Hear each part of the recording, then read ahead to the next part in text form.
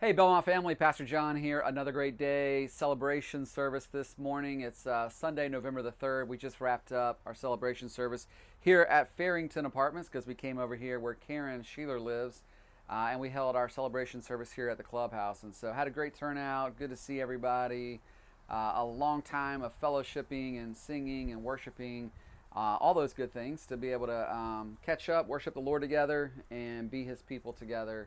A few announcements right up front. One, we were just happy to be able to celebrate with Karen, to be able to be here, to pray over her, to love on our sister. So, Karen, if you're watching this, just know that once again, we love you, care about you, and anything you need whatsoever, make sure that you reach out. And also, our people are reaching out to you, loving on you, and doing whatever they can. If you were not able to be here today, we missed you. And love you guys too, and hope that you can be at your micro church this coming Sunday. You missed a couple of announcements today. One of those is that Wes Williams has been going through the ordination process. So he's getting ready to be wrapping that up here in a few weeks. And then on the weekend of December 7th and 8th, we're going to be doing an ordination process with him where on Saturday he'll be meeting with me and several other pastors and folks from the area to get together and go over what he believes and his philosophy on the church and many different things, and lay hands on him, show our appreciation for him. And then the next day, December the 8th, we're going to be worshiping at the Hill Church because they have two guys that they're ordaining as well. And so we're going to do that all together on that Sunday morning. So micro churches will not be meeting that day. Instead, we'll be at our sister church, the Hill Church. Another thing to be announced is that we're taking a micro mission trip down to Western North Carolina. We're going to be either in Avery County or Mitchell County, North Carolina.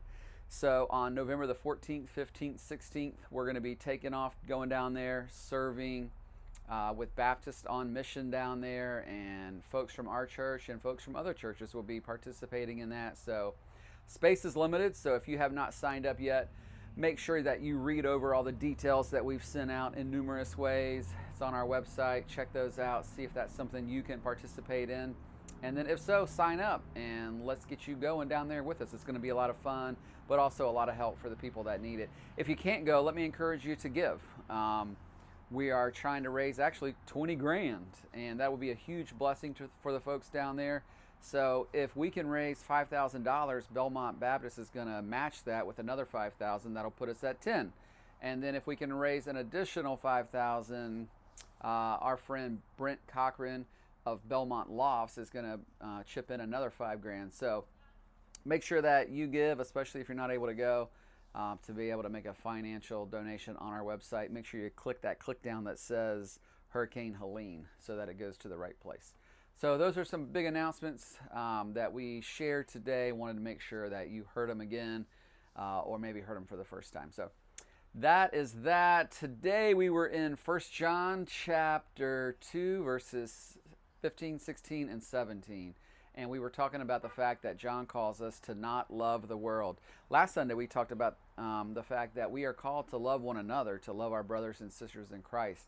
But today he kind of flips the script and he says, make sure you don't fall in love with this world. So what he's talking about is not loving God's creation or not loving God's people, but this world system that we are in that John unpacks for us, and he says that it's actually ruled by the evil one. This world system is something that we don't want to be living and participating fully in loving the kingdom of darkness.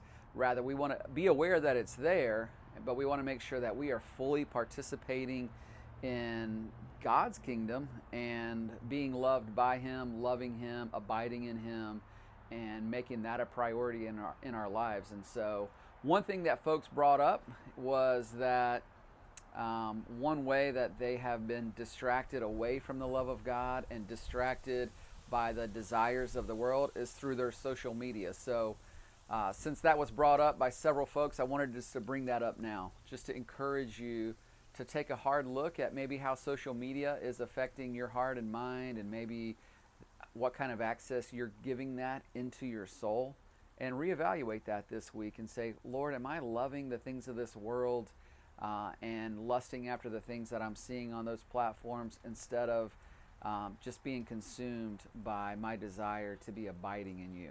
If that's the case, follow the Spirit's leading in that and make sure that you dial those worldly things back and spend more time with the Lord this week. Let me encourage you, read 1 John straight through this week.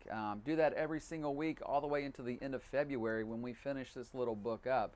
You'll thank me if you do that. It'll be a blessing to take 15 minutes, read that through. It'll give you so much more of a richer understanding of the book as a whole, and I think God will use it to grow you. So, all that to say, love you guys. Love what God's doing here in microchurch world, and looking forward to seeing more microchurches sprout up around this valley. So, love you. Talk to you soon. Have a good one. Pastor John.